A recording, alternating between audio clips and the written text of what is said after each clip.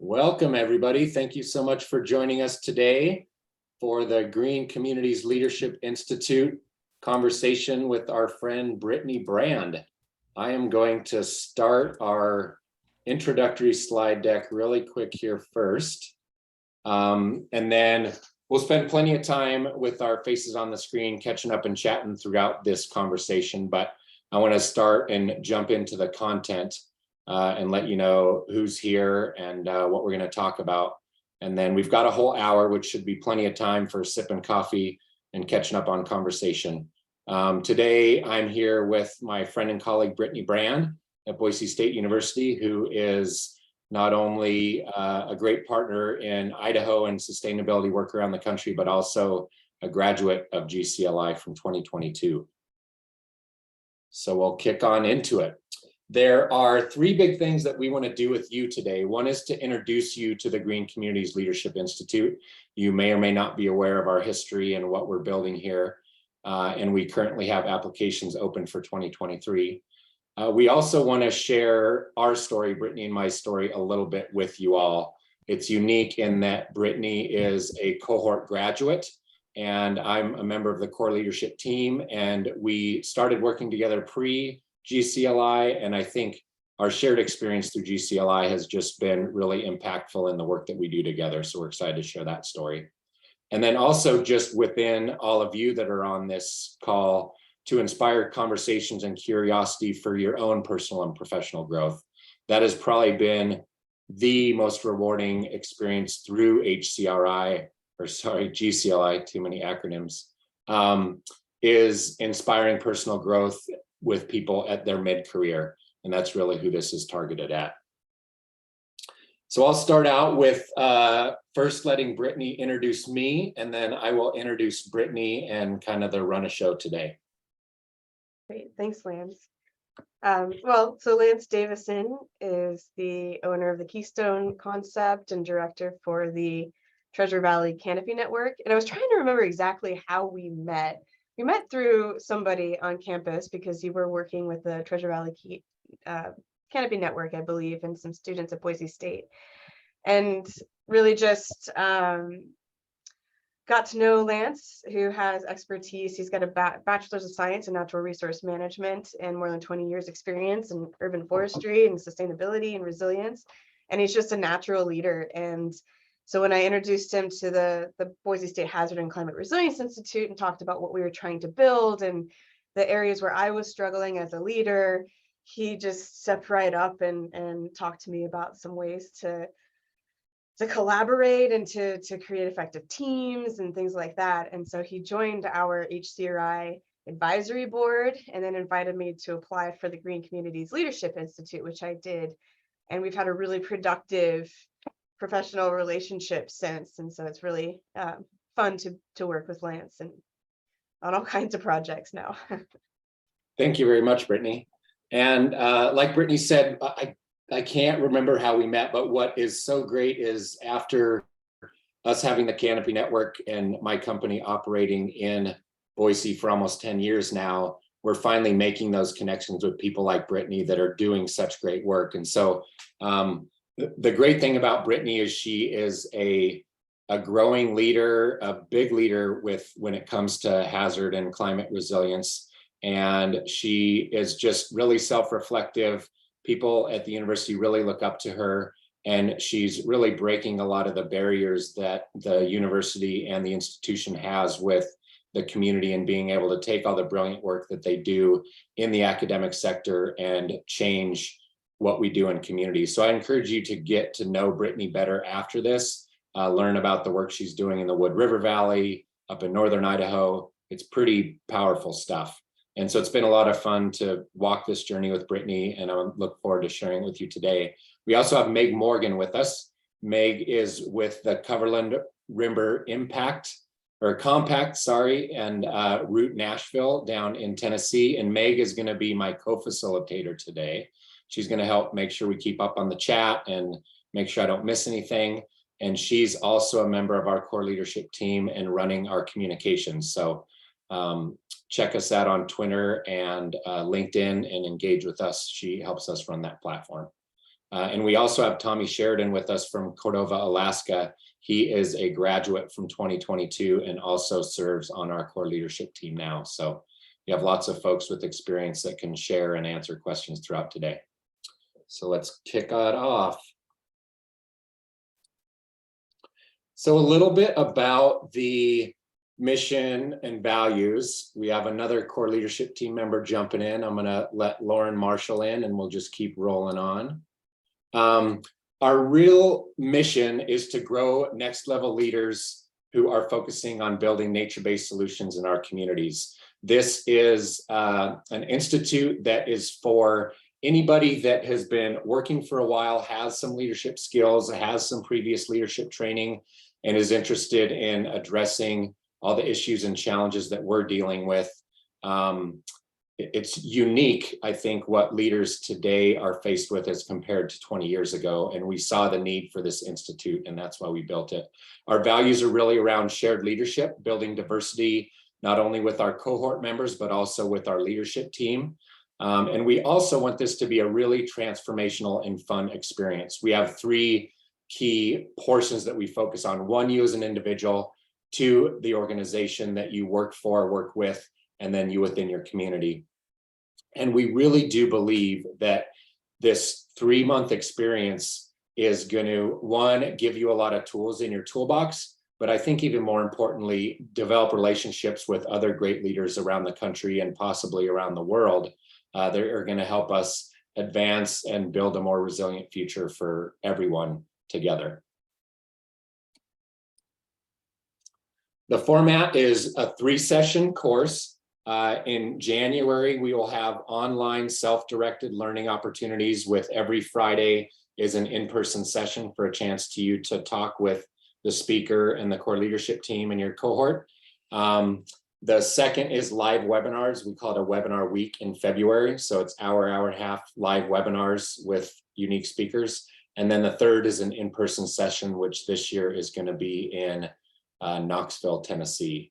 It's, like I said, the individual, organization, community focus, I think, is really powerful. If you're not ready to grow as an individual, we're going to kind of dig deep into that.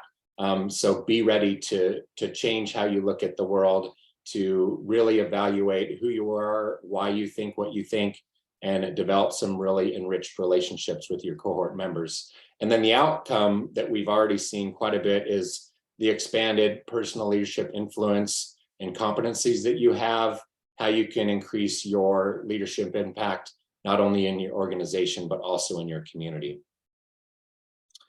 We started really when COVID-19 was hitting us all. 3 or 4 of us got together and said, man, this is something that we really think is needed. We're faced with a worldwide pandemic. We're faced with a lot of social justice issues. Our leaders are not equipped enough to be able to face all these successfully. So a group of us that have worked together for 20 to 30 years got together, built a 12-person core leadership team, and then started building this thing. So before we even launched this time last year, we had spent almost 2 years working on the curriculum and everything. So we were pretty pumped about it.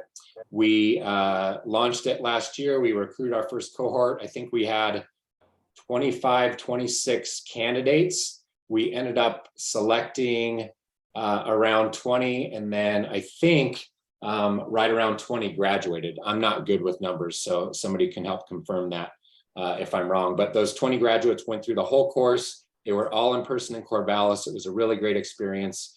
And now we're continuing this on in 2023. And what we want is for, like we said, not only this experience to be valuable for you, but that you keep connected with these cohort members into the future and get more and more engaged to help make a difference in your community and in your life. And now I'm going to transition over to Brittany, and she's going to talk to us a bit about resilience and sustainability and what we're working on. So this is our whole team that was together in Corvallis, and we look forward to having some of you involved with us when we jump together in Knoxville. So take it away, Brittany. Sure. Well, thanks so much, Lance. So I was a bit of an outlier in the first GCLI event, in the sense that most people were coming from a forestry, urban forestry type of background, and I was really coming more from a resilience background. But I think that I don't think I know that the work we did through those 3 months were super impactful for anybody that's an emerging leader, which I consider myself an emerging leader. I don't consider myself a really strong leader yet. I feel like I'm still developing my leadership skills through the work I do with the Hazard and Climate Resilience Institute, some of the other work I do on campus, and just through personal growth. I think this is a journey that we undertake, and it's, we're never really finished. It's like your writing skills. I mean, you continue to improve your writing skills over your entire career, while you continue to improve your leadership skills over your leadership career as well. So, but the being involved in this far exceeded my expectations, and it really helped a lot of the work that I've been doing with the Hazard and Climate Resilience Institute, and also the new work that we're doing with this grand challenge, the sustainability grand challenge on campus. So just to get started, the HCRI, which for the GCLI, it's so close, it's kind of easy to mix those acronyms up. But so the Boise State Hazard and Climate Resilience Institute, or what I'll call the HCRI, basically we foster collaborations between disciplines and across sectors to build connected, thriving, resilient communities. And I came into this as a geologist, really, and interested in hazard communication and hazard preparedness, and how we get people to change their behavior to become more resilient to the hazards and climate impacts that we all face. And I was curious who else at the university worked under this umbrella of resilience. And I looked out and around campus and realized that there were people, faculty, staff, and students in practically every department working under this umbrella of resilience, but very few of us knew each other, and even fewer were working together. And so we built this institute fundamentally as a platform to connect, to try to break down some of those disciplinary silos and barriers, and work better together on what's fundamentally a multidisciplinary problem, which is building community resilience. And also, when we got started, we were very focused on the intersection of the natural environment and the built environment. Again, as a geologist, that's kind of my headspace, but also quickly realized that we can't have resilient communities without resilient people living in them. And so there's no way to have a resilience institute without also incorporating the other aspects of communities, like economy and society and health and well-being. And so our little diagram there, the way we have things interconnected, it's not meant to continue those silos. It's meant to show how interconnected these all are, and how resilience building efforts have co-benefits that ripple through the entire community. So these are, that's next slide, Lance. So these are some of the things that we are building out. We're a young institute, and we're still finding ways to build out programs. And these are some of the things that we've started to do, and have some thoughts about how to build out this strong resilience hub for Idaho and beyond. And everything we do is shared. Like, so everything we build, we want to share with communities. We want to share with other universities, so that we can learn from each other. And it's, it really does take a lot of collaboration to see resilience impacts. So we really focus on fostering connections and community. And so building relationships with our community partners, cities, nonprofits, private sector, you name it. We want to get to know those folks and get to know what they struggle with and what they work on in their professions, and how we might be able to leverage the resources of a university to help them, for example, or to work together on some projects and problems. So we're always trying to build relationships with communities. And we also see that researchers at universities tend to go off and do our research and publish it in academic journals. And we might think to send the journal article to somebody in the community and say, that's our broader impact. That's not very useful. I mean, what we want to do is flip that model and bring in community partners at the inception of ideas, and work with them to build out projects so that we can effectively translate science to action. Or conversely, just have a community partner say, I've got a problem I'm struggling with, I don't know what to do from here. And we can connect them with faculty or students that might be able to work with them on those projects. We also build out public hazard education strategies. You can check out our website for some of those. and use education and communication best practices to talk about hazards and preparedness. And then most recently, the 3 and 4 here, building community-based resilience assessments. So we've been working with rural communities that tend to be in more of a reactive mode and helping them look at their whole community and think about where they're doing well, where there are opportunities for building resilience, and then working them to build out resilience strategies. And then working with them beyond that, develop tools and maybe more projects that gather more information so that they can make informed decisions with respect to building resilience in their communities. And of course, addressing data gaps and research needs. We're a research institute, and we also offer a lot of educational opportunities for Boise State students, but also practitioners. So all of our projects involve students across all kinds of different disciplines. Any discipline can work in this space. So this is the work I have been building out.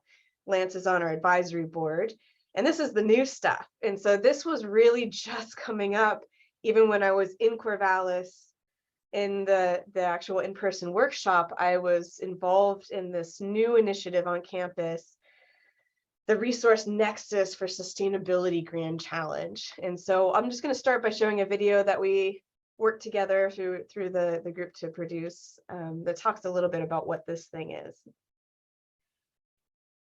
Do you want me to share that video, Lance, or were you going to share it?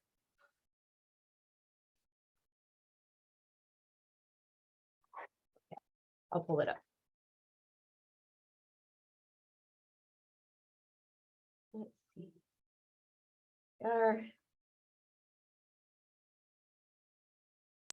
Sorry, I'm trying to pull it up, but I think I might need to go out and come back in. I got it. Oh, you got it? Okay. Can you see it? Yeah. That's YouTube link if you want. Thank you. Sound okay? The grand challenges at Boise State are intentionally transdisciplinary. They're societally relevant. They're ambitious, meaning that we're bringing teams together in new ways and solving problems or helping solve problems with our community partners. The Resource Nexus for Sustainability Grand Challenge tackles the issues of resilience and sustainability. We will catalyze a nexus of scholars and practitioners to explore interactions between the built and natural environment through the lens of our disciplines and our stakeholders. Our goal is to build more resilient and sustainable urban and rural systems. So sustainability is how we move forward equitably with the environment and the economy so we have prosperity for all. To me, sustainability means integrating the economic, the environmental, and the social attributes of the future into a process or a approach that includes many different perspectives. To me, sustainability is making the small and large changes to sort of make our daily lives more holistic and minimize our impact on the natural landscape. It's living together in a way that lets us keep living together, and it's one of the most interesting and challenging and rich questions how to do that I'm aware of. While sustainability efforts are numerous, much of the work still occurs in silos. We are exploring ways to better connect the outstanding work of our current research groups while establishing the time and space for all of those who wish to engage.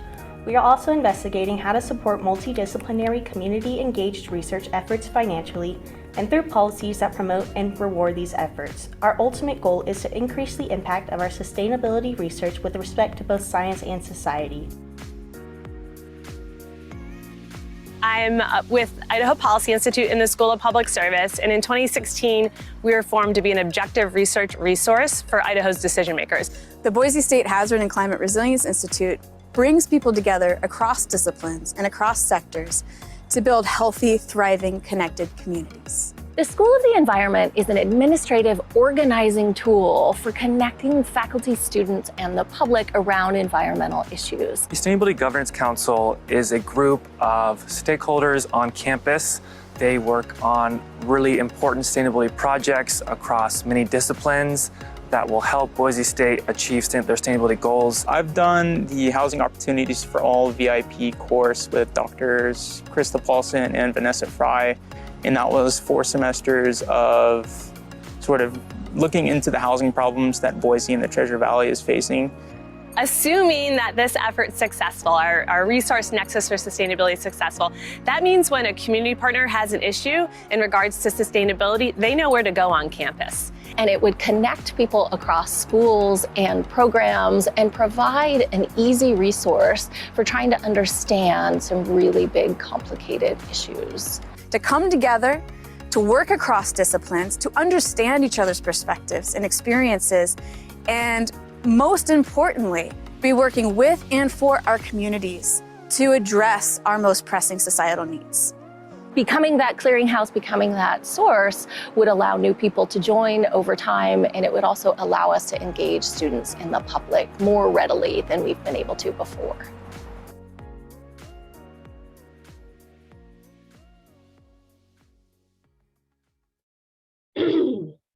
So basically, the university launched this grand challenge and said, okay, faculty. Hello, everyone. Thank you for coming today. My name is Kristen McPherson. Went to the next YouTube video. Apologies. Yeah, so our campus leadership came up with this idea. We want to launch these grand challenges. We're going to task the faculty. We're going to ask the faculty to figure this out. And it's this massive undertaking. And so we brought together faculty across many different disciplines and just said, you know, what is sustainability and what is a resource nexus and what are we really being asked to do? And essentially, we're being asked to build out a research ecosystem that promotes multidisciplinary, community-engaged research under this umbrella of sustainability and resilience. So it's no small task. And like I said, we were building out this proposal while I was in the GCLI workshop in Corvallis. And I'd say that my experience in the leadership training really helped me develop the confidence to build something like this out, to really lead something like this, which is incredibly complex and intimidating and requires so many different minds and people and personalities to come together and work together. And I was also inspired by the shared leadership model that Lance and his team developed. And I thought, well, you know, if we do this, we have to have a shared leadership model. And so we built out this big team and we decided that how we were going to do this nebulous, ambiguous thing was first just start by looking at, we know that there's so many efforts happening on campus already, but how well are they connected? Are they siloed? Could we find ways to connect them better to reduce redundancy and to really elevate and enhance the efforts that we already have on campus? What are our strengths? And so we have the asset mapping team, which actually, if you go back one slide, is really looking at the landscape of the university and who's already working in this space and who's not, right? And so it allows us to try to figure out where our strengths are with respect to sustainability, which, there's no single person or organization or even university that's going to tackle all facets of sustainability. So where are our strengths and how can we highlight those so that folks in the community know about them as well and can foster more collaboration? And then benchmarking is that we're not the only university to launch a grand challenge. There's other universities around the country that have done things like this. Let's learn from them and figure out what worked well to build out these kinds of research ecosystems. And then we, of course, have a community engagement team, which we're identifying different audiences to bring into this, how we're going to learn from folks, et cetera, and making sure that our external community is a part of this from day one as well. So we have our leadership team, which you can see up there, and you can go to the next slide there, Lance. So we've got a diverse leadership team with policy, engineering, geoscience, and an external community partner, our own Lance Davison. And then on the asset mapping team, we've got, I know you don't know who these folks are, but just pointing out that we've got folks from biology, from our Office of Research, from our Sustainability Governance Council, from public health, from policy, from philosophy, from human environment systems, from environmental economics, from filmmaking, which you saw, we've had that nice film produced, community engagement, folks that are experts in community engagement, and even our university advancement. And so how we developed this shared leadership model is we have a leadership team, and then with each of these teams, they have their own chairs, which really drive forward their own specific work. And then our leadership team serves as liaisons within those teams. So we're not leading those teams, but we're a part of those teams. And then we, the leadership team, meets weekly to talk about what these individual teams are doing, make sure that we can communicate back to our teams what other teams are doing. If there needs to be meetings set up between the teams, we can do that, because a lot of the work that we're all doing is really overlapping. And so this was our model for success for shared leadership. And I'll say that, some of the most important things that I learned from my leadership training with the GCLI that I implemented here is, when working with a diverse team like this, setting norms and expectations and values. And that was so important. So we had this big kickoff meeting where we did that. And then the teams were supposed to start working, but without having really tangible things to do, the team started kind of getting flustered and not really knowing what direction they were supposed to take, and things started to fall apart. And so we were able to bring people back together and say, so we set these expectations, we set these norms, we set these protocols, like what's going on, how can we better facilitate?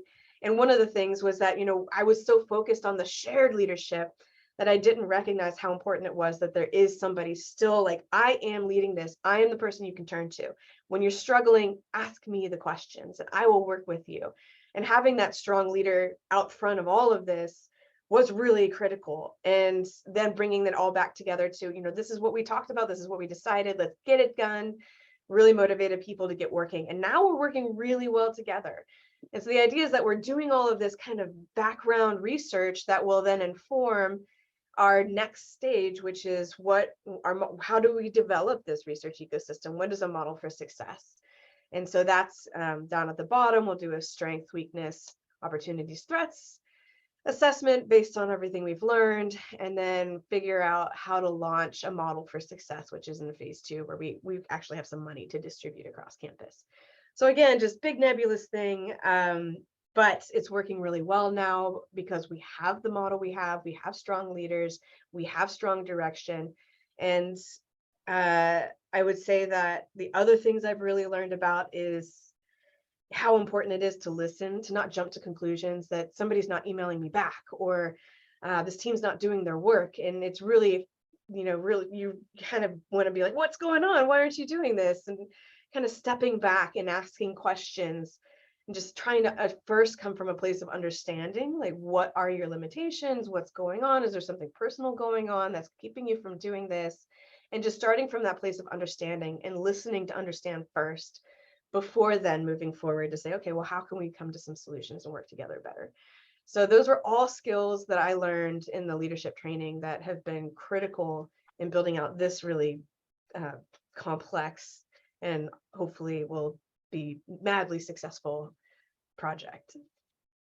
Thank you very much, Brittany. And to add a little bit to that, to understand the challenges that Brittany faced, this team was awarded this project, I believe it was like late spring, and then the summer came and everybody's super busy. These are, as we all know, if you're doing good work these days, none of these people here were not already busy. And so Brittany had to deal with challenging schedules this summer, and a really quick timeline for, by the end of October, we've got to start delivering some stuff so that we can actually go into phase 2 in November. So a ton of challenges, but it was really fun. For example, I work with this benchmarking team, and after being gone a lot of the summer, I came back and recognized we just need the right inspirational space to go. So we decided we're going to meet at, I think, every Thursday, early afternoon. We're going to go to, somebody picks their favorite brew pub or lunch spot, and we're going to spend an hour and a half together. And it's been really inspiring work. But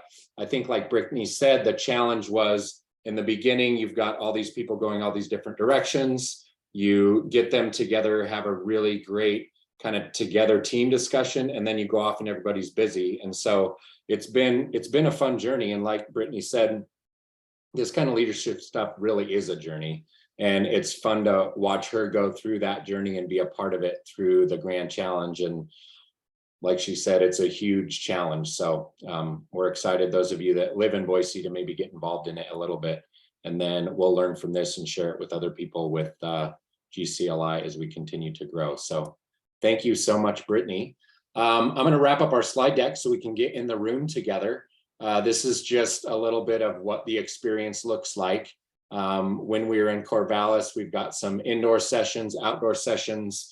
A few of us would get out for runs every morning. So we really want this to be a fun and inspirational experience for you, because we know you're adding it to an already busy schedule. So what it's going to look like for the 2023 cohort is we're currently in the process of finalizing our program and our speakers. We're currently recruiting our next cohort. At the end of September, the applications are closing. So I'd encourage you, if you're interested, to get your applications in ASAP.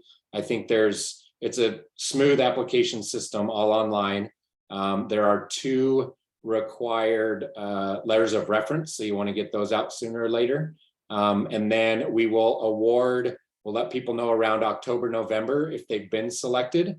And then we'll start planning for the Institute, which will kick off in January. Like you said, we'll have those 2 virtual sessions, and then we'll be in person in Knoxville. And then we want you guys to be part of what that looks like in 2024 and beyond. So check out our webpage, connect with us on Twitter and LinkedIn. We have another chat like this on September 20th, so I'd encourage you to join us for that. Meg's going to talk about some of her Route Nashville work. I'm going to talk about the Boise City of Trees Challenge with some of our partners. So another fun, engaging conversation. Help us get the word out about that too, and then apply and join us. So that's what it looks like. So let's get in the room and finish our coffee and chat. And I can bring up that deck if you guys have more questions. But thank you much, Brittany, for being our special guest. And we had, throughout the course of that conversation, we had a few people pop in and out. I think lots of folks are busy, but they said hi. We had a few cohort members and core leadership team members. But what questions do you guys have about the Institute, what you're interested in, what we missed, maybe even a little bit about the hazard and climate work that Brittany talked about? I'll jump in with something. Hey. First of all, just congratulations, Brittany. This is incredibly exciting. I only knew, whispers of this work and what you were up to. So thank you for sharing more about it. I don't, work in academia, but you hear about the silos that is, in that sector and field. So that's just so cool that you're breaking those down. That's really exciting. I'm curious if other universities are doing similar things. You mentioned with the Grand Challenge, other universities have taken that approach, but with this, Resilience Institute in particular, I haven't heard of anything. I often hear, I feel like resiliency work being centered or focused within mayor's offices or city governments. So I'm just curious, kind of the landscape for this work. Yeah, I say you're right that universities tend to just be fundamentally siloed in how we've traditionally been set up. But there are some leaders across the nation that are finding ways to break down those silos and to bring people together on these multidisciplinary projects. And there's actually research, because there's research on everything. We've done research on how effective multidisciplinary research is and versus kind of more siloed research. And by far, we find that multidisciplinary research has the highest impact to science and to society. And so more universities are trying to pave the way to find, to break down silos and foster this multidisciplinary work. And some notable ones, I think there's a Stanford Institute, or Stanford has a sustainability school, for example, and they've done a really good job of finding ways to break down those silos. Arizona State University is an aspirational university for Boise State, and looking at how they just do business differently. I mean, they completely restructured their university to foster this kind of multidisciplinary work. But it comes down to funding, it comes down to support, policies, procedures. How do we promote and reward this kind of, because it takes a lot of effort to build relationships with people across campus, with people in the community. It takes a lot of time to build out new ideas and new teams. And a lot of times the solicitations that we go for have such short turnarounds that it's only the people that are already doing it that have the opportunity to continue doing it. And so we have to figure out how to get more people engaged so that more people are ready to respond to solicitations and be able to do this work. And as Lance always says, I love how he puts it, like finding the time and space to do great things. And so it's a challenge. And then, yeah, with respect to the Resilience Institute, there are other types of resilience institutes like ours at universities that work with communities, I think there's a real opportunity to connect. It's kind of like, we want to connect with the community, we want to connect across the university, we want to connect across the state. Now we want to connect across the region to the other types of groups that are doing this kind of work. University of Washington, Oregon State, University of Oregon, all have similar types of centers, but we all have slightly different ways that we approach the work that we do. And you're right that, a lot of the resilience type of work happens in big urban centers, with chief resilience officers following the work of like the 100 resilient cities. And we're happy to work with those big urban centers in the city of Boise and things like that on these efforts. But where we find that we're having the biggest impact is working with the rural communities that don't have hundreds of people working for them. They have 3 and they're part-time and they wear all kinds of different hats. And so being able to come into their communities, and we really work with them. Like, we never come in and say, okay, here's what we see. We say, what do you see? And so we have ways to get information for them to kind of think through where they're struggling, where they're doing well. And it's really meant to bring people together across sectors in those communities too. So it's not just with the mayor and the city council. We bring people together from public works and from their water treatment facilities and from their local industry and local businesses and their commissioners for the county. We bring all of those types of people together in these interviews so that they start to learn from each other. And so we actually foster collaboration and community building within the community itself, so that they can then see the co-benefits to building resilience together, public health, and you name it, we bring them together. And it's been really interesting and sometimes challenging, especially when multiple jurisdictions or tribes are involved. So for example, we worked in a community where the community itself is not mostly non-tribal, but it's on a tribal reservation. And so you've got the city, the county, and the tribe. And we were able to effectively build relationships with all 3 jurisdictions and bring them together in productive ways. And so that's probably a long-winded answer there, but I think that's where universities can have the biggest impact in building resilience, is working with these rural communities that don't have the capacity to really be able to do this themselves. Thanks a lot, Brittany. Good question, Meg. Tommy has a question, and then Danny, Matt, if you have questions, you can raise your hand, pop in. Tommy, what you got? Thanks. This wasn't planned, but I can't help myself. So I live in one of those rural communities, and I look forward to following up with Brittany after this. So I live in Cordova, Alaska. I'm a fisheries professional, and Cordova has recently been selected by the Office of Naval Research as one of its community innovation hubs.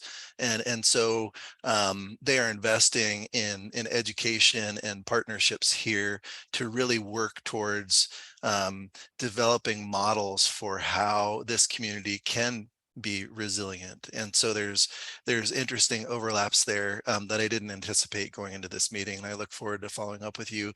But Lance, if I may, I just wanted to take a few moments to kind of talk about what GCLI was to me.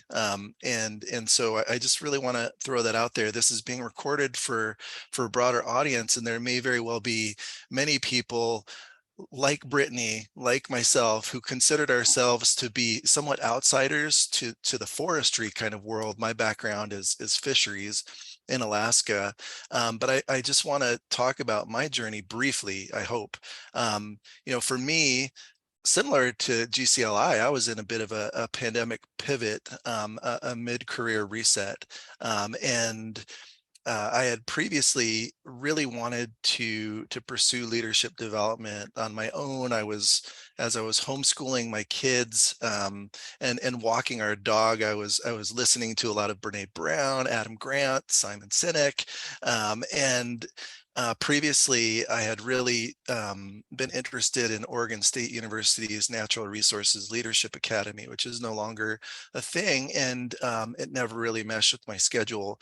But GCLI did, and I am so very grateful that I was able to do it. I just want to say that it fits all backgrounds, and I have really found every opportunity to engage with GCLI.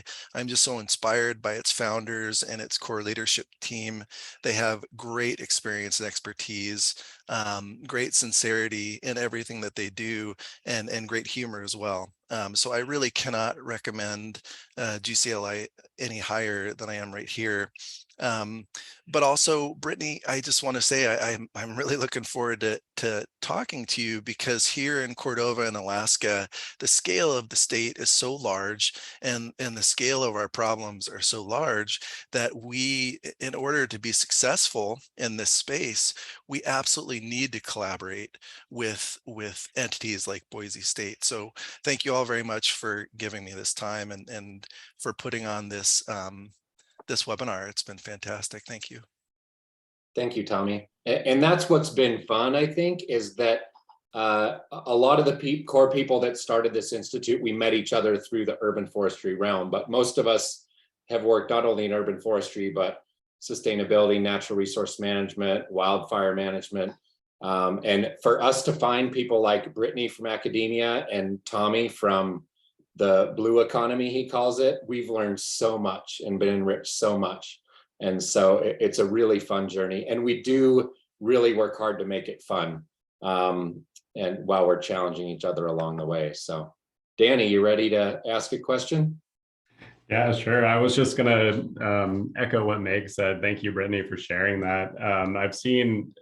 I've just checked out the website a few times for HCRI on prompts from Lance on what you guys are doing over there, but it was really cool to get that sort of peek behind the curtains as to how that all came together. That's really, it shows, I think, that, you know, with persistence, and that's something I've been seeing a lot with trying to get these projects off the ground. It just takes a lot of time and a lot of persistence and trying to get people together to do these things. And, you know, I've worked with Lance a lot as well on the City of Trees Challenge, and that's been the name of the game for us, certainly, is just keep building on what we've done and keep moving forward. And I think we're building it into something that's really cool. So yeah, I see a lot of potential for potentially working together with the HCRI, and that would be really cool. So yeah, I don't have any specific questions. You know, I've gotten a lot of background information from you, Lance, on the GCLI, but I wasn't able to do it last year. Obviously, my son was born in February last year, and so that kind of put me out of the running for doing anything anytime during that period. But I am considering it for this year. I know that Mike put in his Mike Andrews, our city forester, who also works really closely with us on the City of Trees Challenge. He put in his application, so at least one of us from the team will get to do it this year. Whether I get to do it or not, it will remain to be seen. But yeah, thanks everybody.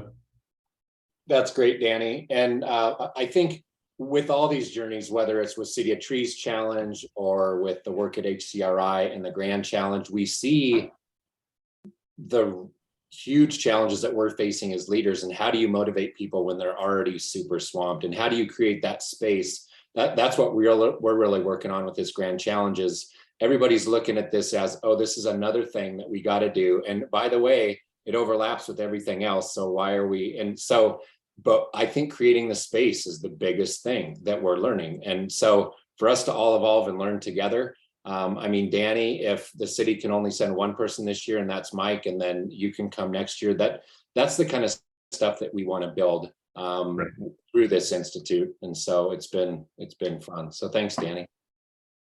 Matt, what are your thoughts from Idaho and your perspective?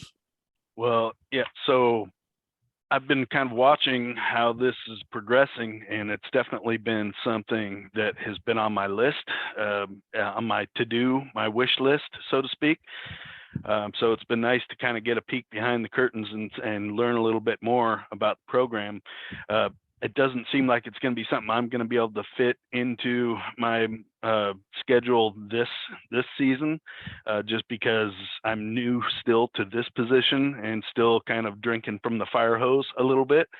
But as I get a little bit more settled in, I can definitely see the benefits from working across boundaries and with so many different sectors, because my job is going to involve quite a bit of that, working with all the different communities all over the state.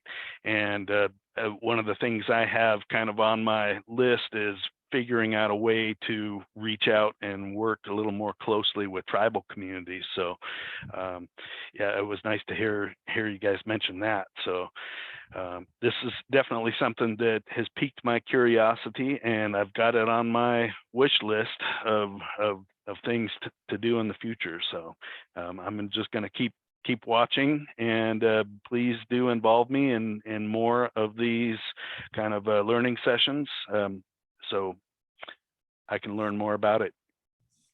Wonderful. Thank you very much, Matt. And I think that's the other thing. It started last year, had a bunch of great momentum. Hopefully this year will just keep continuing to grow. But probably the best scenario is that you see it, and if you're busy, you find a way to create space in the future. Because it's not going to be successful if you're already busy and you don't find a way to create that space and just throw it on top of everything else. So that's awesome, Matt. Tommy. Thanks. Those are great questions and points by both Danny and Matt. And so something that I observed last year was that there were a lot of folks, and this was being encouraged by GCLI, there were a lot of folks that were there representing their team, so to speak. And so, so Danny, you made reference to someone from your team participating. That is great, and so there's parts to the program that you'll be able to participate in as a team. So I really hope that you both can come. But if not, I think you're represented well there. And then what I would say, something that Brittany shared that resonated with me, I'm an aspiring leader. I'm not a leader, but something, if I were a part of a team and wouldn't be able to participate, I think a great leadership strategy would be to identify someone within your team who has the time and availability and the potential to participate in this directly to the benefit of your team. So for those here who can't make this work, I would just encourage you to consider sending someone on your team if you can't do it yourself. Thank you. I like that point, Tommy. I think we had several people from the Pacific Northwest that weren't necessarily on the same team, but they realized when they got there that they had connections.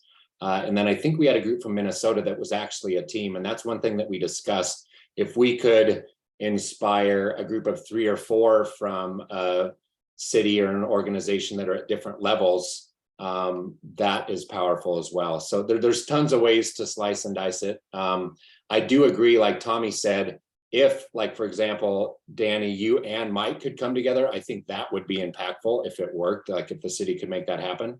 And even add in like maybe a person from Public Works or something like that, this kind of team strategy, or go the strategy of, if budget's an issue, send one person each year for a few years.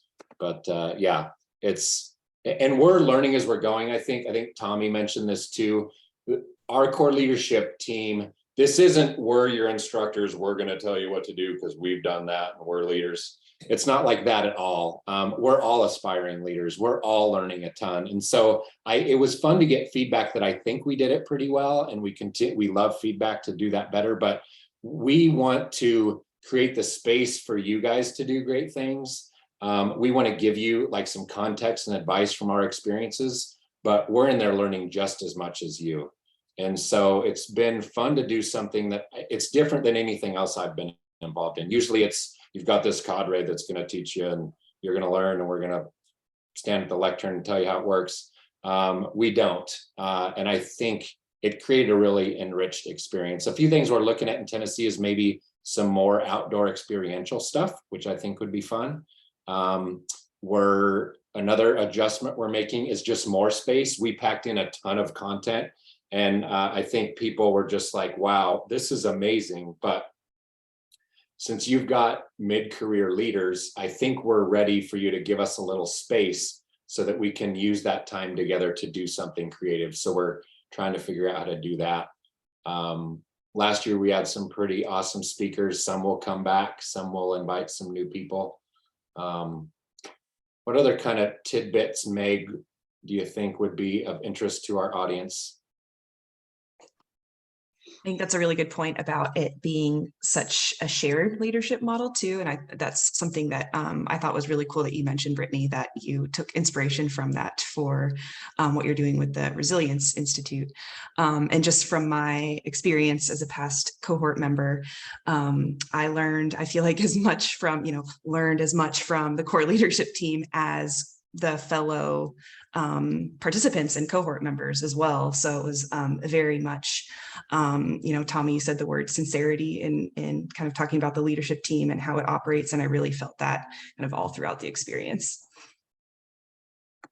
Awesome. I'd also like to say that your earlier comment about continuing to grow as a leader, it really resonated with me as well, because having been through a couple of those leadership programs myself, I'm always looking for like the next chance to continue and grow my leadership skills and build on those as well. So that was part of why I had my eye on this program, is when Lance pointed it out to me. So did you ever do Lead Boise, Matt? Did you do Lead Yes. Boise when they had that running? Yeah. Okay. Yeah. Just wondering. Lead Boise and MFI, and we had some programs at Meridian too that I was involved in, but definitely looking for that next stepping stone to continue, building on my leadership skills. So That's great, Matt. And the other part that I think we're building that's powerful is the community that you'll be a member of. That's how you continue to evolve and grow. And I thought of something, but I missed it. Sorry, I cut you. No, that's fine. It was really interesting to watch throughout the course of the Institute, and the in-person is required. Some people have asked, can I just, I can't make the in-person work? And we're like, you really, no, because you really got to be there. And we had, there were tears shed. There were lots of laughs. There were, really close connections made with people. We got really deep into DEI, and I am a entitled white male in that space, and so I never really, it was hard for me. I have a lot of cultural background that doesn't show in the color on my face, and I learned how you can actually be an ally when you're a white male in this space. And we created this space, a comfortable space to have difficult conversations. And it was so powerful and fun to see. And there's also an ability for the cohort to evolve. Like, you guys get to pick some topics. And that's where this last cohort went, was really diving in deep on DEI. So we brought in some other speakers and we had some great conversations. We had several people that were like, man, I realize I'm on the wrong team. I'm in the wrong place. And some of those people have found new jobs, and we've helped them do that. So be ready for something that we really believe will be transformational. And like Meg said, not because necessarily something that you're going to learn from me, but something that we're all going to learn together through that shared leadership experience. So I'm really excited that you guys decided to take the time today to carve out and have a little coffee with us for an hour. We will have this recording out, so we'll share it. We'll share it with you. Please share it with your friends and colleagues who you think might be interested, so we can get good applicants by the end of September. I'm going to throw up really quick here at the end the advertisement for our next event, and then see if you guys have any questions to wrap up our last 3 minutes. can you share this recording with us? Yep. So that I can share that with the people I come across? Definitely. I'm going to pop it in YouTube, and then I will send it out to you guys. And that's really, I think, the greatest power is that, Matt, if you know that right person and call and connect with them, we're going to grab them a lot better than somebody just scrolling through YouTube or Twitter. But do share that stuff too, because I think through LinkedIn, I've got quite a few international candidates. We had one woman from Mexico that wanted to come last year, but by the time she found out she was selected, it didn't work out. So we have an appetite for international engagement, and I think we'll figure that out eventually. Any other questions before we clip off? All right, appreciate everybody's time. Thank you so much, Brittany, for being our guest, for sharing all your work. Thank you, Meg, for co-hosting. And I really look forward to you guys hopefully joining us again on September 20th. And then you being a part of our community moving forward. So everybody take care, have a wonderful day, and we will talk again soon. Thank you, Lance. Thank you, Brittany. That was great. Thank you, Tommy. Thank you all. Thanks, everybody.